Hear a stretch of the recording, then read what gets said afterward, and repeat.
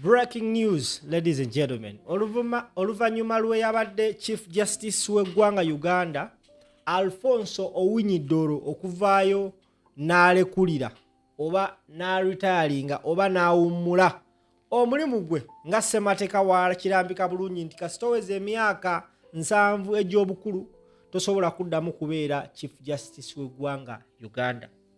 Just a few days ago, Alfonso Owiny Dollo abadde Ssabalamuzi w'eggwanga Uganda yavuddeyo n'alekulira oba n'awummula emirimu gye nga Chief Justice. Now, Museveni avuddeyo n'appointinga abadde deputy we, avuddeyo n'appointinga abadde omumyuka we omukulu amanyikibwa nga Flavian Zeija. Omukulu gwolengera mu kifaananyi awo yabadde omumyuka wa Owiny Dollo. Era Owiny Dollo olwalekulidde omulimu gwe nga Chief Justice, Museveni ng'akozesa amaanyi agaamuweebwa ssemateeka eyawandiikibwa omwaka ogwa 1995 avuddeyo n'appointinga omukulu oyo gwolengera ku screen amannya nga ye Flavian Zeija nga Chief Justice w'eggwanga Uganda. Mu bbaluwa gy'awandiise olunaku olw'ejjo, Museveni agambye ebbaluwa esoma bw'eti: President Museveni appoints new Chief Justice in exercise of the powers vested in the President by Article 142(1) of the 1995 Constitution and acting on the advice of the Judicial Service Commission. His Excellency Museveni has appointed Honorable Justice Flavian Zeija as the Chief Justice of the Republic of Uganda. The appointment follows the submission of Honorable Justice Flavian Zeija's name to the Parliament of Uganda for approval, which Parliament duly granted in accordance with the Constitution. Ebbaluwa efulumyeyo nga Museveni alonze omukulu oyo okubeera Chief Justice w'eggwanga lino Uganda. Gwe ssebo bannya batulaba mu byafaayo by'eggwanga Uganda. Since independence, Uganda yakafuna ba Chief Justice batano. Yayinako Peter Allen. Ono yali British former police officer who served briefly as Chief Justice in the mid-1980s. Yayinako Benedicto Kiwanuka, Uganda's first black Chief Justice, who was assassinated in 1972. Gwe ssebo bannyabo atulaba ku mukutu. Uganda nejefuna omukulu amanyikiddwa nga Benjamin Odoki, who served a long tenure including as Chief Justice from 2001. After Benjamin Odoki netufuna omukulu amanyikibwa nga Bati Katurebe, yaliko Chief Justice era yaretiringa omulimu gwe mu mwaka gwa 2020. After retiring in 2020, omukulu amanyikibwa nga Alfonso Owiny Dollo we yatekingira in mu 2020 era yabadde Chief Justice mpaka juzi waneeno we yalekulidde omulimu gwe ne bawa omukulu ono amanyikiddwa nga Flavian Zeija. I know most of us abatagoberera nnyo bya amateeka tetumumanyi, naye ab'amateeka kyemmanyi bo bamumanyi because these are different fields. But of course, engeri gye nnina omuze ogwetuminkiriza gwe ssebo bannyabo ngenze n'enkolamu okunoonyereza okwange. Gwe okimanyi nti okuva ku Bendikito Kiwanuka twafuna Benjamin Odochi. Otwava ku Benjamin Odochi twafuna Bart Katurebe from the western part of Uganda. Odochi from the northern part of Uganda. Netudda ku Katurebe from the western part of Uganda. Netudda ku Alfonso Owiny Dollo from the northern part of Uganda. Then kati tufunye omukulu amanyikibwa nga Flavian from the western part of Uganda. Abasoga mwe mwali aki.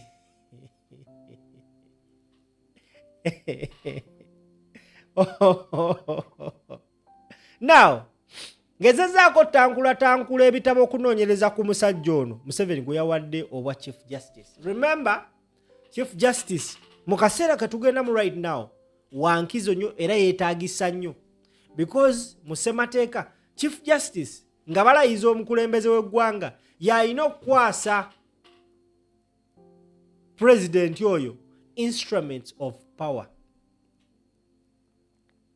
Okategede y'alina omukwasa instruments of power.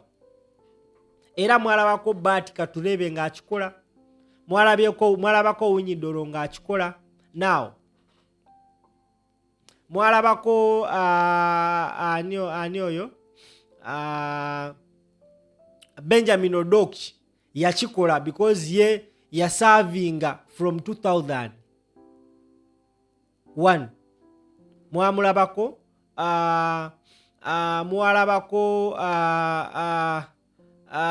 Alfonso mwamulaba, yes. Kati now Museveni yakamala okufutiyanka akalulu k'eggwanga Uganda, ekyo sijja kirumamu. Ono omukulu yagenda omukwasa instruments of power because right now is the appointed new Chief Justice of Uganda. Abasajja bano baali batuula okukola ssemateeka mu 1995 era kyovola akugamba Gwanda banze nkolimira nnyo nga bw'okiwulira omuntu eyatuula mu lukiiko olwo olw'abaga ssemateeka gwe tuliko right now, constitution ya 1995. Abantu abo mwali, you were fools, we are stupid, you were idiots, you were fools and stupid and idiots. Now these fools, stupid idiots sat down mukafa akamu ne babaga ssemateeka mu beefudde abagezi ne bakwasa Museveni amaanyi gonna okulonda abantu ab'enkizo. Yalonda Chief Justice, kati gwe ssebo oba nyabandaba ono Chief Justice gwalonda just in case singa wabayo kutwala omusango mu kooti nga we yakola luli, because Owiny Dollo yagendako mu 2020 nga tugenda lona mu 2020. Njagala olabe ebintu bino. Owiny Dollo yatuula kuba Chief Justice mu 2020 nga tugenda mu 2021 tugenda mu kalulu ne bamuwa eddimu eddene. After akalulu mu 2021 Bobi Wine filed a petition in the courts of law nga challenginga obuwanguzi bwa Museveni.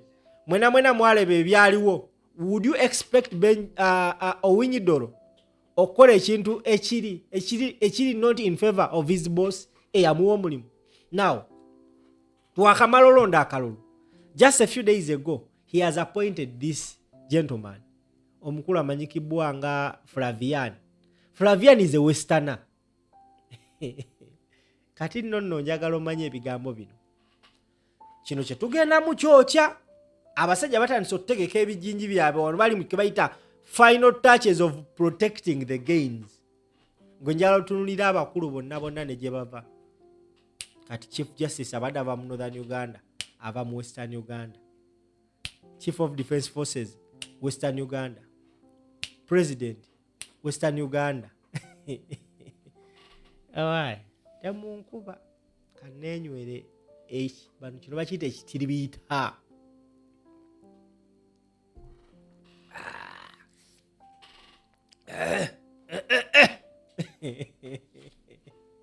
Now, ngezere netumiikiriza nembikula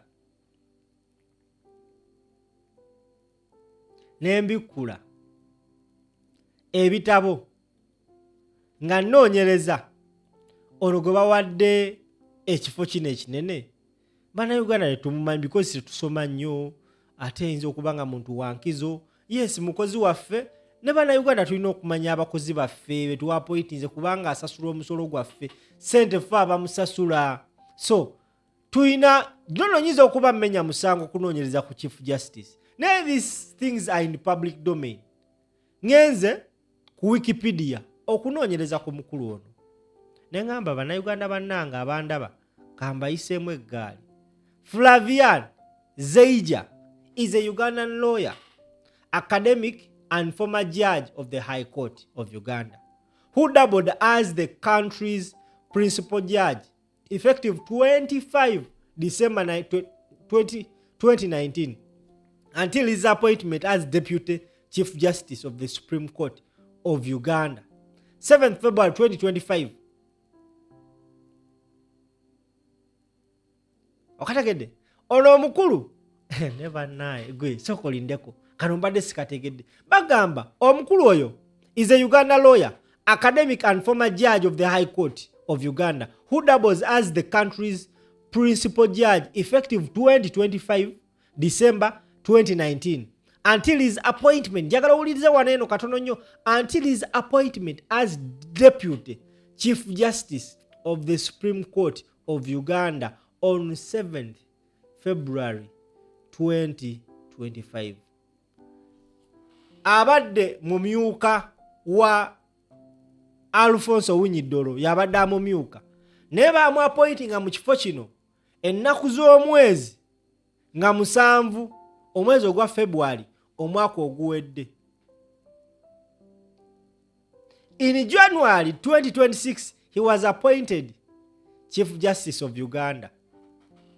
Kitegeeza nti baali baamuteekateeka baamujja gye baamujja okubeera from being the principal judge ne bamufuula Deputy Chief Justice nga bamuteekateeka otwala eddimu eddene erya Chief Justice okwongera okuprotectinga gains. Tusoma byafaayo oba ebikwata ku Chief Justice waffe owekitiibwa Flavian Zeija. Yes, Flavian Zeija. Oba mu China, oba mu Kingiri, oba mu Kyongolo, nange simanyi. Bagamba, in Uganda, a principal judge is responsible for supervising the justice of High Court, including the assignment of duties to members of the court. The principal judge is also responsible for supervising the magistrates' court below the High Court. In his capacity as the principal judge, Justice Flavian is the 3rd highest ranking judicial officer in the country. The top 5 judicial officers are ranked as follow. Number 1, Chief Justice, Deputy Chief Justice, Principal Judge. Byonna abiyiseemu akaggadde abimaze bamuyita Flavian Zeija oba mu Kyongoli nange simanyi ngenze mu maaso. Bagambye on 2022 January 2026 Flavian was appointed Chief Justice of Uganda by President Yoweri Kaguta Museveni following the retirement of Alonze Owiny Dollo olunaku lw'ejjo bamuappointinze. Background and education. He was born in Uganda on 11 February 1969.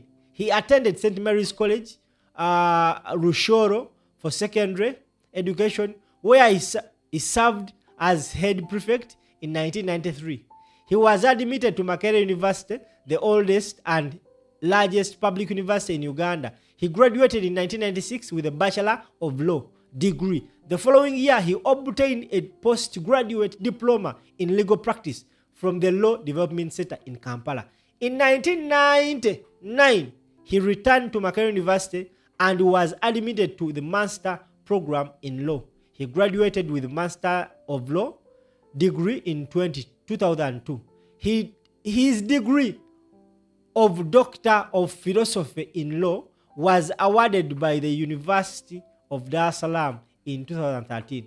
He also holds a Masters of Business Administration degree obtained from the Uganda Martyrs University in 2018. In addition, he is a member of the Institute of Chartered Secretaries and Administrators of the United Kingdom since 2012. Chief Justice waffe gwe tulina kati omupya tuli ku background ye n'ebye yasoma. Bagamba omukulu ono yasomera Makerere University. Makerere University. Uganda, eggwanga Uganda lina abasajja ebikonge by'abasajja ebisomedde mu university ez'amaanyi zikabejja. Omusajja oyo yasomera Makerere. Ebitiibwa kati yabiina. Wabula akantuze ne kakati akakyasinza okumba by'omutwe is the way ow'ekitiibwa ono principal judge gye bamu preparinga mu oba tokategedde kanga kuddiremu. Bagambye waneeno Flavian is a lawyer, academic and former judge of the High Court. Ngenda genda mpola. Who doubles as the court principal judge effective 25th December 2019. Njagala olabe olugendo lw'ono omusajja. Ennaku z'omwezi nga 25 omwezi ogwa December omwaka gwa 2019 yaweebwa okubeera principal judge. Ennaku z'omwezi nga 7 February 2025 n'aweebwa okubeera deputy wa Chief Justice. Ennaku z'omwezi nga 22 omwezi ogwa January yesterday yaweereddwa okubeera Chief Justice w'eggwanga Uganda.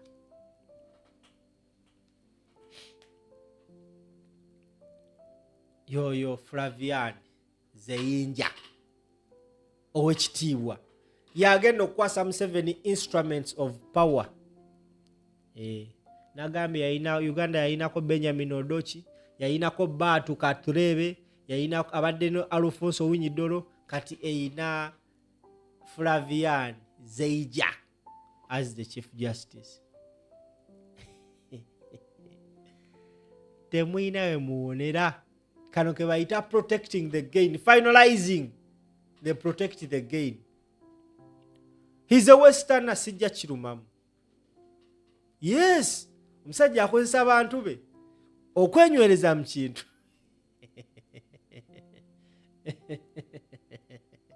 Naye banaye Chief Justice yawandeko Chief Justice wa Uganda nga Muganda yali Benjamin yali Beni Kiwanuka yakuba masasi n'afa. Yabuzibwawo n'omulambo tebamanyi gyewe.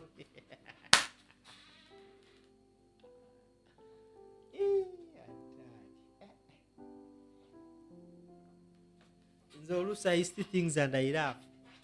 I see things and I wonder. Waje tulaga.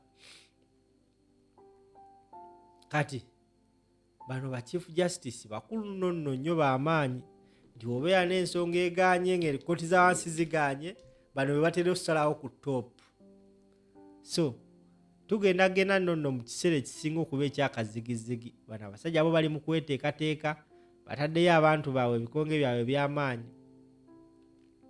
Okategedde. So ladies and gentlemen, we are expecting to see very many appointments coming. Many of us were shocked wetwakera ku makya nga Barugahale bamuwadde oba minister. Gwe wadde wa minister muli nnaku zino byayogera. Don't be surprised nga tukedde ku makya nga Bebe Cool has been appointed a minister. Don't you ever be surprised at any point. Don't. It is very possible mweno regime tulimuka protecting the game.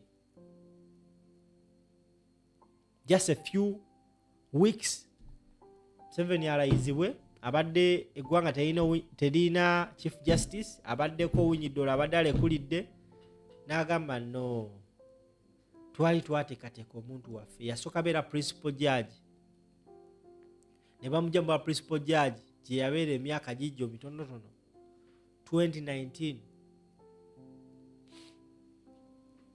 ne bamuleeta okubeera deputy wa Owiny Dollo abadde deputy omwaka gumu kati essaawa zino yakabwejumbira akategedde kateekeko like share okatambuze obeera bulungi mweraba.